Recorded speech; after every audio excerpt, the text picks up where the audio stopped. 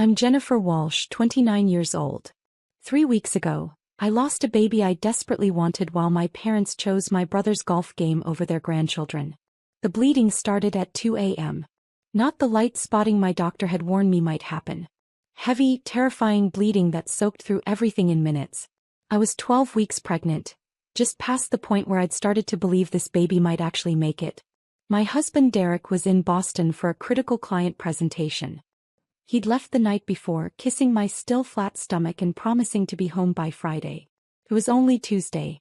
I called my OB's emergency line with shaking hands, trying to keep my voice steady so I wouldn't wake my 18-month-old twins, Mason and Madison, sleeping in their cribs down the hall. "Jennifer, you need to get to the hospital immediately," Dr. Chin said. Her voice was calm but urgent. "This level of bleeding at 12 weeks requires immediate intervention. Can someone drive you? My husband's out of town. I'll call my parents. Make it fast. And if the bleeding increases at all, call 911. Don't wait." I hung up and dialed my mother. It rang 6 times before she answered, her voice thick with sleep. "Jennifer? It's 2 in the morning. What's wrong?" "Mom, I'm bleeding. Badly. I'm pregnant. Was pregnant, and I need to get to the hospital. Can you come watch the twins?" There was a pause. A long pause where I could hear my father asking what was going on. "Bleeding? Are you sure it's serious? You know how you tend to catastrophize medical things." My hand was literally covered in blood. "Mom, I'm losing the baby. I need emergency surgery. Please, I need you to come stay with Mason and Madison. They're asleep. You just need to be here when they wake up. Jennifer, your father and I are in Palm Springs. We're at your brother's golf tournament.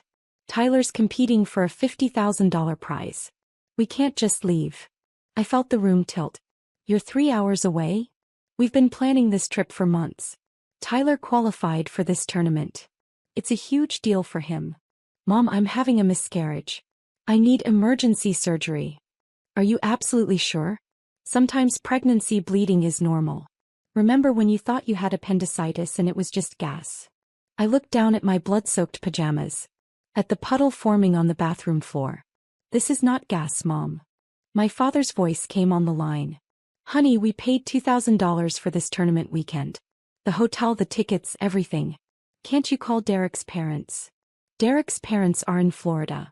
It would take them 8 hours to fly here." "Well, surely you have friends. Or hire a babysitter. This is exactly why people have backup plans." "I didn't plan to have a miscarriage at 2 a.m. "You're always so dramatic about everything," Mom said, taking the phone back. "I'm sure it's not as bad as you think. Just lie down with your feet elevated. If it's still bad in the morning, go to urgent care." The bleeding was getting heavier. I could feel it. "I can't wait until morning. I could bleed out." "Jennifer, don't be ridiculous. You're not going to bleed out from a miscarriage. Women have them all the time." She sighed deeply. "Fine. We'll try to leave early tomorrow. But your father already paid for tomorrow's tournament breakfast, and Tyler's tea time is at 8 a.m. We can probably leave by noon." "Noon? Mom, it's Tuesday morning. I need help now. And we're 3 hours away at your brother's important event. You need to be more understanding. The world doesn't revolve around you." Something inside me cracked. Not my heart, that would come later. Something sharper. Clearer. "You're right," I said quietly. "It doesn't revolve around me. It never has." I hung up. The bleeding intensified. I called 911. The paramedics arrived in 8 minutes. 2 women, both probably in their 30s, calm and efficient. "How far along?" the first one asked as she helped me onto the gurney. 12 weeks. Heavy bleeding for about 20 minutes now. "Any cramping?" "Yes. Getting worse." "We're going to get you to County General. They have an excellent OB emergency team." She looked around my bedroom. "Is anyone here with you?" "My twins. 18 months old. They're asleep in the nursery." "Is someone coming to watch them?" I felt the tears start. "No. My husband's in Boston. My parents are in Palm Springs and won't leave my brother's golf tournament." The second paramedic's face hardened. "They won't leave a golf tournament for their daughter's medical emergency?" "Apparently not. Do you have anyone else we can call?" I thought frantically. My best friend Emma was in Japan for work. Derek's brother lived in Seattle. My neighbor Mrs. Patterson was 78 and couldn't handle twin toddlers. Then I remembered the card Derek's mom had given me 6 months ago. Emergency childcare solutions. When crisis strikes, we're there. There's a service, I said. Emergency childcare. I have the number in my phone. The first paramedic helped me dial while the second one started in 4. A woman answered on the second ring. Emergency childcare solutions. This is Patricia. I need help. My voice broke. I'm being transported to the hospital. Miscarriage. I have 18-month-old twins sleeping in their cribs. I need someone here before they wake up. Someone who knows what they're doing. Where are you located? I gave her my address. We can have 2 specialists there in 25 minutes. Twins require 2 caregivers for optimal safety. Our emergency rate is $60 per hour per caregiver with a 6-hour minimum. Fine. Whatever. Please just get here. Jennifer, I need you to breathe. We're sending Rosa and Michelle. They're both pediatric nurses with twin experience. They'll take care of your babies like they're their own. You focus on yourself right now. Thank you, I whispered. Thank you so much. As they loaded me into the ambulance, I did something I'd been doing every month for 6 years. Something I'd kept secret because I thought it made me a good daughter. I opened my banking app with trembling, blood-stained fingers. There was the automatic transfer I'd set up when I was 23 years old and got my first real job out of college. $3,200. Transferred on the 15th of every month to my parents' account. It started when Dad's business had a temporary setback. When Mom mentioned they might lose the house. When my brother was still in college and needed help with tuition. Just for a few months, Dad had said. Just until things stabilize. 6 years later, Dad's business had stabilized enough for golf tournaments and Palm Springs weekends. Mom had stabilized enough for spa days and shopping trips. Tyler had graduated and gotten a 6-figure job but somehow never helped with their bills. And I'd kept sending money because no one ever told me to stop. Because I thought that's what good daughters did. $3,200 a month. 12 months a year. 6 years. $230,400. Nearly $250,000 to parents who couldn't drive 3 hours to help me during a miscarriage. I canceled the automatic transfer. Then I set up a new one. Same amount, $3,200 per month, to a college fund for Mason and Madison. The paramedic squeezed my hand. You're doing great. Stay with us. But I wasn't thinking about the blood or the pain or the baby I was losing. I was thinking about how my parents had chosen golf over their grandchildren. How they'd called me dramatic while I bled out. How I'd paid for that golf tournament with money they never earned. If you're genuinely enjoying this story, could you take a moment to hit that like button? It really helps me continue creating these stories. The ER was chaos and urgency. Dr. Chin met me there already in scrubs. Jennifer, we need to do an emergency DNC. You're hemorrhaging. We need to stop the bleeding before you go into shock. The baby. Her face was gentle. I'm so sorry. There's no heartbeat. Your body is trying to miscarry but tissue is retained. That's causing the hemorrhage. I'd known. Deep down I'd known when the bleeding started. But hearing it made it real. Okay, I whispered.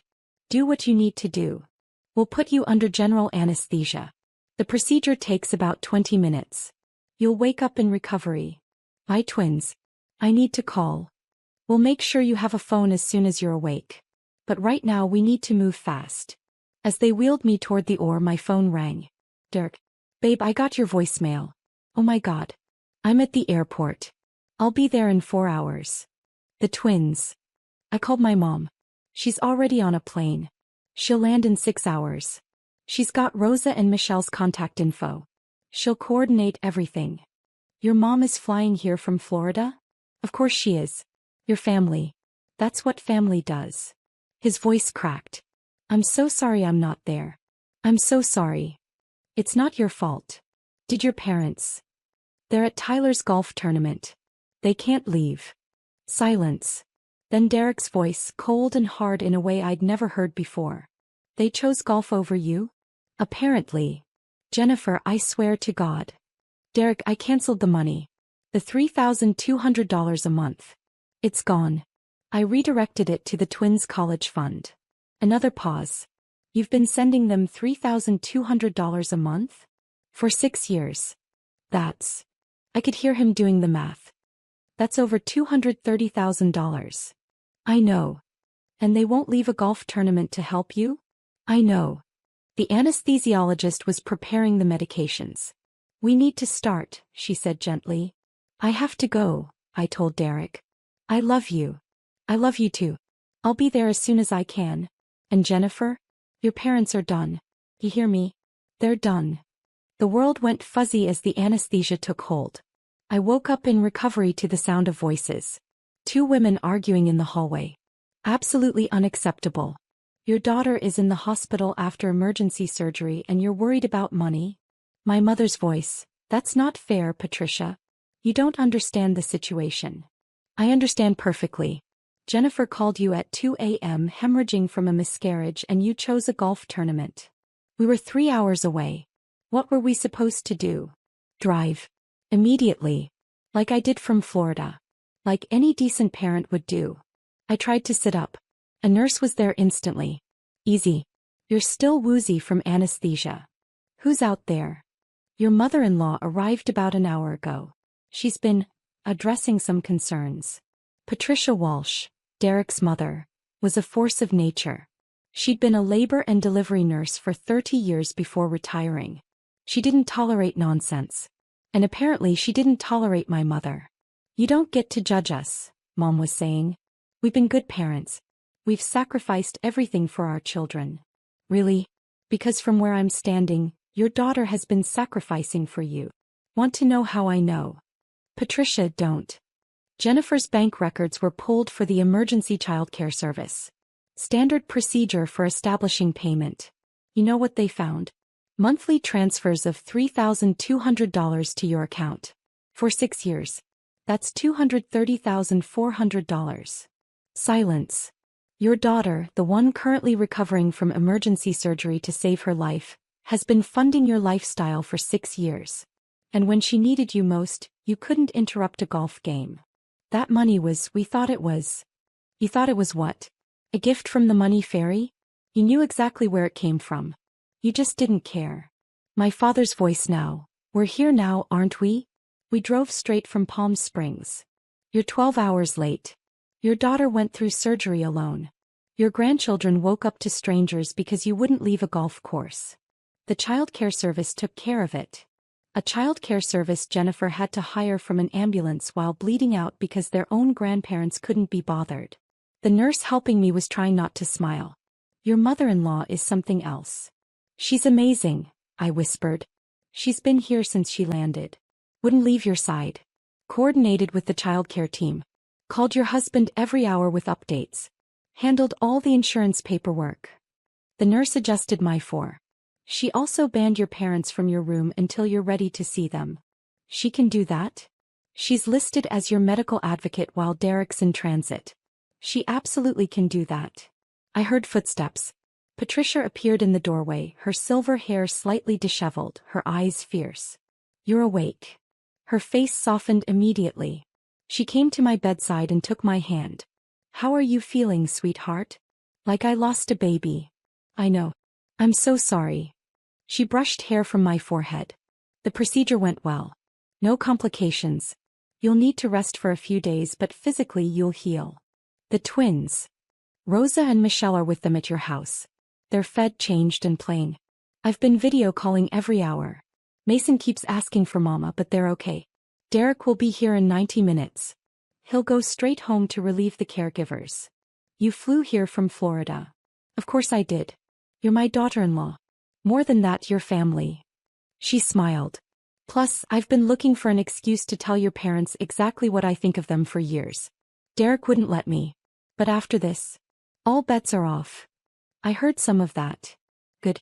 They needed to hear it. She sat in the chair beside my bed. Jennifer, I need to tell you something. When Derek called me, he told me about the money.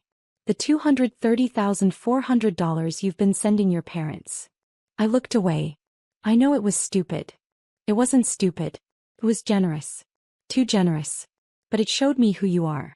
You're someone who gives everything to the people you love. He squeezed my hand. But sweetheart, you've been giving to people who don't deserve it. Who don't value it. who take and never give back. They're my parents. They're users. And I say that as someone who raised a son to value family above everything. But family is supposed to be reciprocal. You give, they give. You show up, they show up. That's not what's happening here. The door opened. Derek burst in, still in his suit from the presentation, his face drawn and pale. Jen.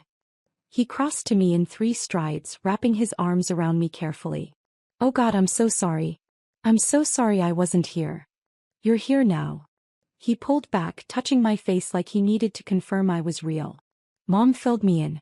The surgery went well. You're okay. Physically. The baby. I know. His eyes filled with tears. I know. We'll grieve together. But right now I'm just grateful you're alive. Patricia stood. I'll give you two some privacy. Derek, I'm going to your house to relieve Rosa and Michelle. You stay here as long as Jennifer needs. Mom. Derek caught her hand. Thank you. For everything.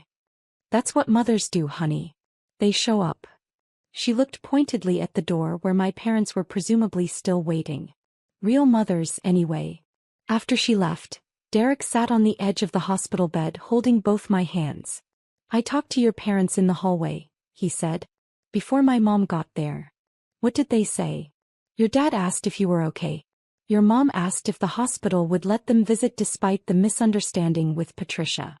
He took a deep breath. Then your dad asked if you'd canceled the monthly payment on purpose or if it was a banking error. I closed my eyes. Of course he did. Jennifer, I lost it. I told him that his daughter almost bled to death and his first concern was money. That you'd been funding their lifestyle for 6 years while struggling as a young mother with twins. That they didn't deserve a dime of your money or a second of your time. What did he say? That I was being disrespectful. That they'd raised you and deserved support in their retirement. That the money was just helping family, and they'd assumed it was a gift. A gift they never acknowledged or thanked me for. Exactly. Derek's voice was shaking. Then your mom said something that made me want to throw them both out of the hospital. What? She said, Jennifer's always been overly emotional about these things. She'll understand once she calms down. We're still her parents. I felt something inside me go very still. Very calm. Derek, I need you to do something for me. Anything. I need you to tell them they can leave. That I don't want to see them. That when I'm ready to talk I'll reach out. But right now they need to go. Are you sure? I've never been more sure of anything in my life. He kissed my forehead. Consider it done. I heard Derek's voice in the hallway. Firm. Final. You need to leave. Jennifer doesn't want to see you right now. My mother. That's ridiculous. We're her parents. We have a right. You have no rights here. You gave those up when you chose golf over your daughter's medical emergency. Derek, you're overreacting. Your mother has poisoned you against us. My mother told me the truth.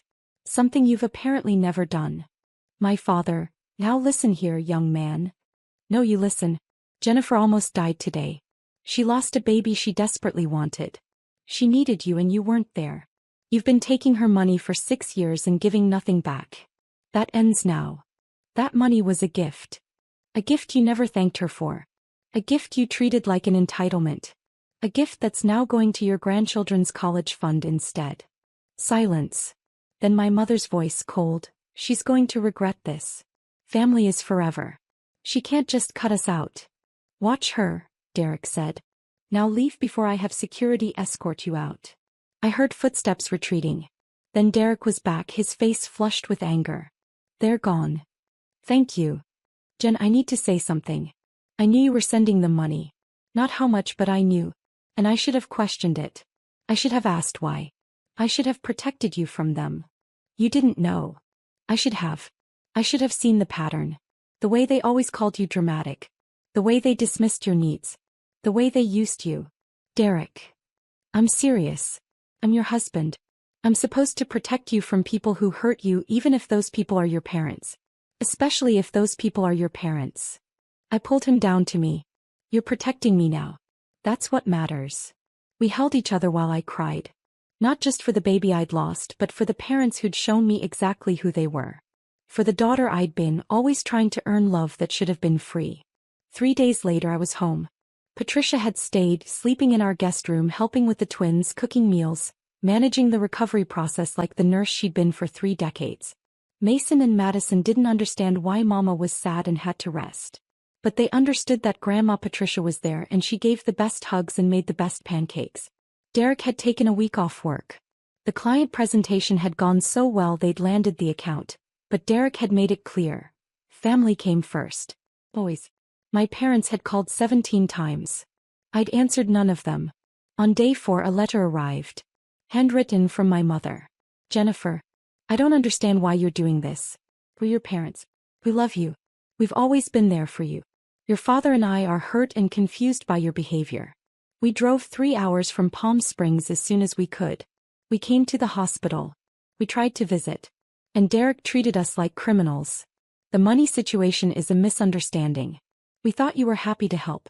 We never asked you to send it. You did that on your own. We need you to restore the monthly payment. We've made financial decisions based on that income.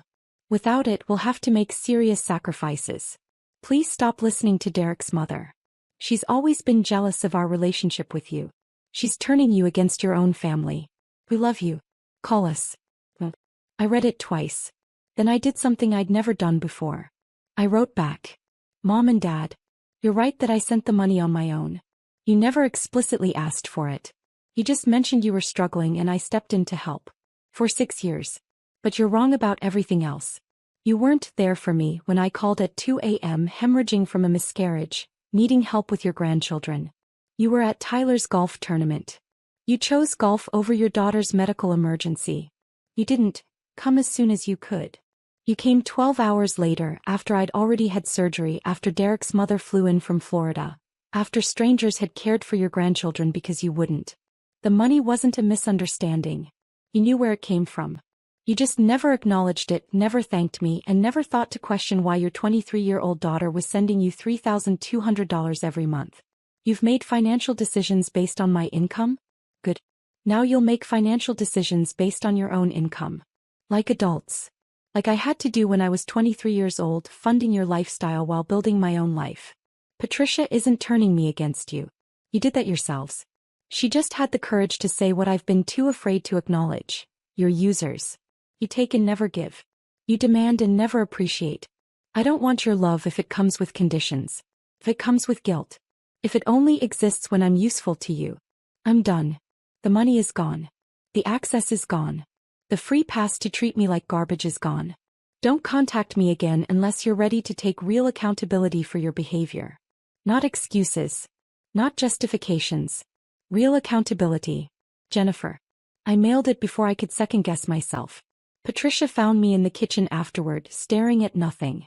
You okay, sweetheart? I just told my parents to leave me alone unless they can actually apologize.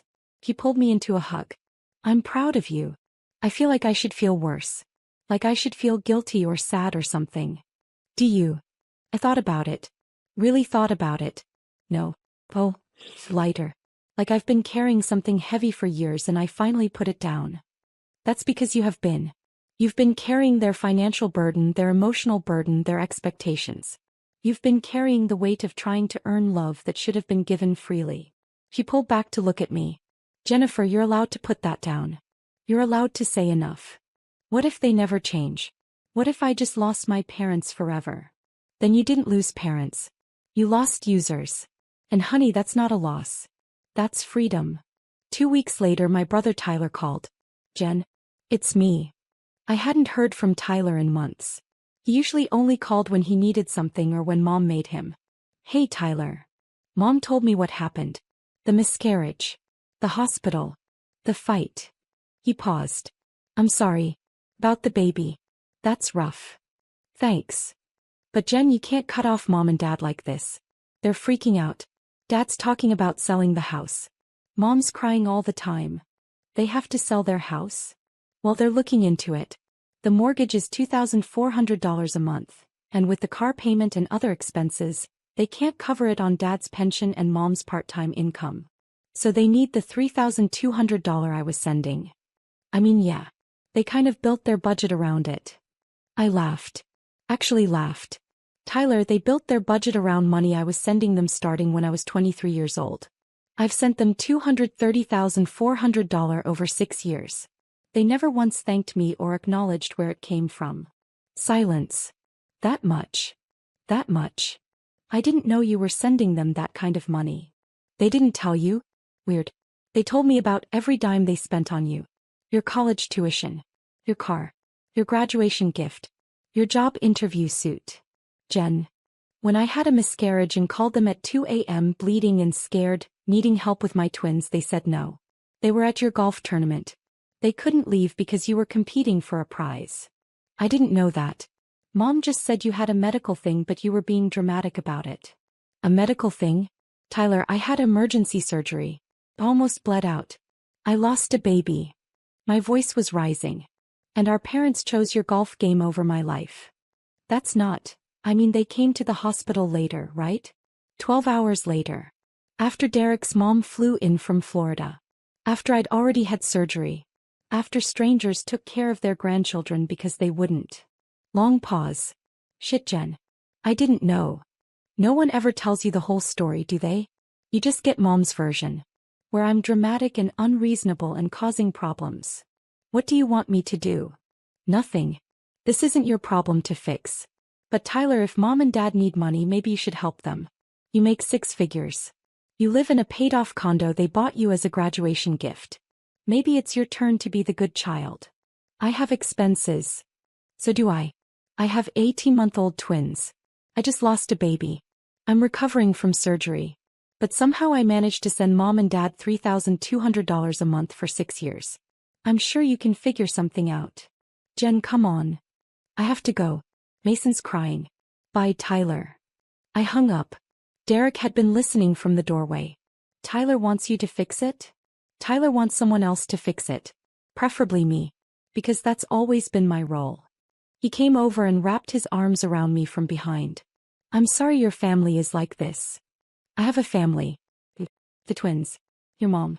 That's enough. 1 month after the miscarriage, my parents' lawyer sent a letter. They were suing me for financial abandonment and breach of oral contract. I called Derek's lawyer immediately. Marcus Levine was a sharp corporate attorney who'd handled our house closing and wills. Jennifer, this is nonsense, Marcus said after reviewing the letter. There's no such thing as financial abandonment in this context. And they'd have to prove an oral contract existed, which requires consideration, terms, and mutual agreement. Did you ever sign anything? Agree to specific terms? No. I just started sending money when they said they needed help. They never asked me to stop. Then they have no case. But they're clearly trying to intimidate you into resuming payments. What do I do? We send a response. We outline the facts. You voluntarily provided financial assistance with no contractual obligation. You ceased that assistance at your discretion. You owe them nothing legally or morally. He paused. Jennifer, if you want, we can go further. We can countersue for emotional distress based on their refusal to help during your medical emergency. Would that work? Probably not. But it would send a message that you're not backing down. Do it. Marcus drafted a response so comprehensive, so devastating in its documentation of my parents' behavior, that their lawyer withdrew the suit within a week. But the letter accomplished something else. It laid out in legal language every terrible thing my parents had done. Asterisk refused emergency assistance to their daughter during life-threatening medical crisis. Asterisk abandoned care responsibilities for their grandchildren. Asterisk accepted $230,400 over 6 years without acknowledgement or gratitude. Asterisk demanded continued payments despite daughter's medical trauma and financial needs. Asterisk attempted legal intimidation when free money stopped. My parents' lawyer had called Marcus personally. My clients didn't tell me the full story. I wouldn't have taken this case if I'd known. Please convey my apologies to Ms. Walsh. 3 months after the miscarriage, Derek and I went to therapy. We needed help processing the loss, the family betrayal, all of it. Our therapist, Dr. Reeves, listened to the whole story over 2 sessions. Jennifer, I want you to do an exercise, she said. I want you to list everything you've given your parents over the years. Not just money. Everything. I thought about it. Then I started listing. Money. $230,400 total. Time. Hours and hours helping them move, organizing their garage, managing their medical appointments. Emotional labor. Always being available when they needed to vent or needed advice. Grandchildren. Mason and Madison, who they've seen maybe 20 times in 18 months. Forgiveness. For missed birthdays, forgotten holidays, constant criticism. Free passes. For calling me dramatic, for dismissing my needs, for favoring Tyler. Now list what they've given you in the past 6 years. I sat in silence. Jennifer? What have they given you? Criticism. Disappointment. Guilt. Anything positive? I thought harder. They came to the twins' birth. They stayed for 2 hours. They came to my college graduation. They gave me a card with $50. In 6 years, during which you gave them nearly $250,000 and countless hours of labor and emotional support, they gave you $50 in brief appearances at major life events. Seeing it laid out like that broke something open in me. I've been in a one-way relationship with my parents my entire adult life. Yes, Dr. Reeves said gently. And probably before that too. You just didn't have the perspective to see it. Why did I keep giving? Because you were hoping that eventually if you gave enough they'd give back. They'd see your worth. They'd love you the way you deserved. She leaned forward. But Jennifer, some people are takers. They'll take everything you offer and ask for more. They'll never be satisfied because the problem isn't how much you're giving. The problem is who they are. Derek took my hand. Your parents will likely never understand why you cut them off, Dr. Reeves continued. In their minds they'll always be the victims. You'll always be the ungrateful daughter. And you need to make peace with that. How? By accepting that their opinion of you doesn't define your worth. By building a life with people who actually value you. By letting go of the fantasy of who you wish they were and accepting who they actually are. 6 months after the miscarriage, I got pregnant again. We didn't tell anyone for weeks. We were terrified. Every twinge, every moment of discomfort sent me into panic. But at 20 weeks we had the anatomy scan. Healthy baby girl. Strong heartbeat. Everything perfect. Patricia cried when we told her. I'm going to be a grandmother again. A real grandmother this time. You're already a real grandmother, Derek said. Mason and Madison love you. I know. But this one I'll get to know from the beginning. She hugged me carefully. Jennifer, I'm so happy for you both. We're not telling my parents, I said. I need you to know that. When the baby comes they won't know. They won't be invited to meet her. I understand. And I support you completely. At 32 weeks I got an email from my mother. The first contact in 6 months. Jennifer, your cousin Amanda told me she saw you at the grocery store. She said you're pregnant. Very pregnant. I can't believe you didn't tell us. We're going to be grandparents again and we had to hear it from a cousin? This is cruel. Whatever you think we did wrong, we don't deserve this. We deserve to know our grandchildren. We'll be at the hospital when you deliver. We have a right to meet our granddaughter. I didn't respond. Instead, I called the hospital and put them on a no-access list. The staff assured me that without being on my approved visitor list, they wouldn't even be told I was there. At 38 weeks I went into labor. Patricia drove me to the hospital while Derek stayed with the twins. Elena Rose Walsh was born at 3:47 a.m. Perfect. Healthy. Beautiful.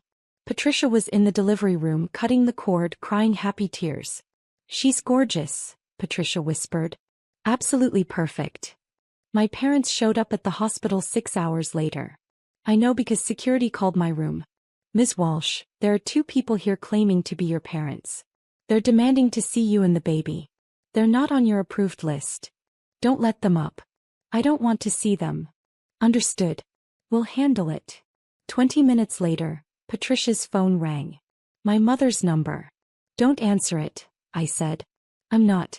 But Jennifer, they're going to escalate. He was right. Over the next 2 days in the hospital my parents tried everything. Asterisk called the hospital repeatedly claiming emergency. Asterisk showed up at visiting hours claiming they had permission. Asterisk called Derek's phone over and over. Asterisk sent Tyler to check on me. Asterisk had my aunt call saying it was cruel to keep grandparents away. We ignored all of it. When we came home there were flowers on the doorstep. A card. Congratulations on our new granddaughter. We can't wait to meet her. Love, Grandma and Grandpa. Derek threw them in the trash. They don't get to do this, he said. They don't get to pretend everything's fine and claim a relationship with Elena that they haven't earned. 1 year after Elena was born on her first birthday, my parents sent a gift. A large box containing a silver baby brush and mirror set, expensive and engraved. To our precious granddaughter Elena.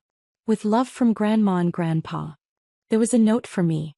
Jennifer, we've given you space like you asked. It's been over a year. Surely that's enough time for you to calm down and see reason. We're sorry if we hurt you. We never meant to. We love you and we want to be part of our grandchildren's lives. Can we please start over? Mom and Dad. I read it 3 times. Looking for real accountability. For understanding of what they'd actually done wrong. All I found was sorry if we hurt you, the classic non-apology. And the implication that I was the problem, the one who needed to calm down and see reason. I packed the gift back up and mailed it back with a note. Mom and Dad. Sorry if we hurt you, isn't an apology. It's a dismissal. Real accountability would sound like, we're sorry we refused to help during your medical emergency. We were wrong to prioritize a golf tournament over your life. We were wrong to take your money for 6 years without acknowledgement. We understand why you set boundaries and we respect them.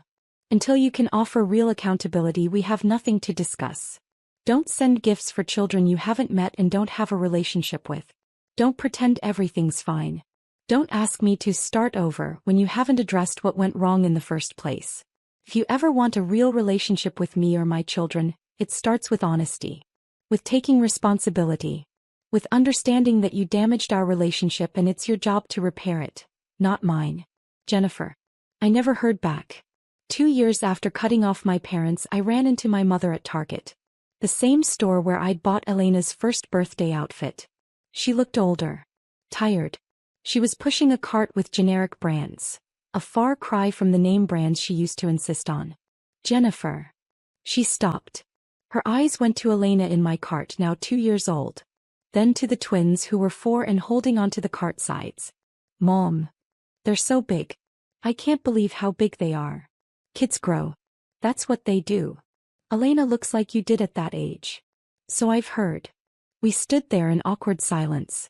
Jennifer, can we talk? Please. About what? About fixing this. About being a family again. We were never a family, Mom. We were a one-way relationship where I gave everything and you took it. That's not fair. It's completely fair. I gave you $230,400. I gave you time, energy, emotional labor. And when I needed you most, when I was bleeding, losing a baby, terrified and alone, you chose golf. She flinched. I've apologized for that. No, you haven't. You said, sorry if I hurt you. That's not an apology. That's a deflection. What do you want me to say? I want you to say, I was wrong. I chose a golf tournament over my daughter's medical emergency and it was unforgivable. I took your money for 6 years and never once thanked you or acknowledged your sacrifice. I treated you like an ATM and a burden instead of a daughter. I was a bad mother and I'm sorry. She looked stunned. That's cruel. That's honest. And if you can't be honest about what you did, we can't move forward. Jennifer, please. Your father and I are struggling. We had to downsize. We're living in a small condo now. We can barely afford. Stop. I held up my hand. Don't tell me about your financial struggles. I don't care. You made choices. You built a lifestyle on money that wasn't yours. You took advantage of your daughter's generosity. Now you live with the consequences. We're your parents. DNA doesn't make you parents. Showing up does. And you've never shown up for me. Not when it mattered. Mason tugged my sleeve. Mama, can we go? This lady is making you sad. My mother's eyes filled with tears. I'm not this lady. I'm your grandmother. No, I said firmly. You're not. Their grandmother is Patricia. She's the one who shows up. Who flies across the country when we need her. Who knows their favorite foods and their bedtime routines. You're just someone they don't know. I started pushing the cart away. Jennifer, wait. Please. I'm sorry. Really sorry. For all of it. I stopped. Turn back. Prove it. Get therapy. Figure out why you treat people this way. Do actual work on yourself. Then maybe in a year or 2 we can try a supervised visit. Maybe. A year or 2? You had 6 years of my money and 18 months of my children's lives that you didn't bother to be part of. You can wait a year or two to see if I'm willing to give you another chance. I didn't wait for her response. My name is Jennifer Walsh. I'm 31 years old. I'm a mother of 3, a wife and a daughter-in-law to the best mother-in-law in the world. I used to be a daughter too. But I learned that being someone's child doesn't obligate you to fund their lifestyle or accept their mistreatment. 2 years ago, I had a miscarriage and my parents chose my brother's golf tournament over helping with their grandchildren. I was sending them $3,200 a month, $230, $400 over 6 years, and they couldn't spare 3 hours to drive to my emergency. So I stopped the payments. I cut them off. I set boundaries. And I built a family with people who actually show up. Who choose me. Who value me as more than a source of money and convenience. Derek's mother flew from Florida to be there during my surgery. She banned my parents from my hospital room. She told them exactly what they were. And she's been my children's real grandmother ever since. I've lost a lot. I lost a baby I wanted desperately. I lost the parents I wished I had. I lost the fantasy of what family was supposed to be. But I gained so much more. Peace. Self-respect. A clear understanding of my worth. Children who will grow up knowing that love doesn't come with conditions. That family is who shows up. If there's anyone out there who's been the family ATM, who's been funding their own mistreatment, who's been told they're dramatic when they express legitimate needs, I want you to know something. You are not obligated to maintain relationships with people who only love what you provide. You are allowed to stop funding people who refuse to show up for you. You are allowed to protect yourself and your children from toxic people, even if those people are your parents. And if walking away means losing people who never really valued you in the first place, that's not loss. That's freedom. Drop a comment below and let me know where you're listening from. And if you've set boundaries with family members who treated you like an ATM, you're not alone. We're all out here building better lives one boundary at a time.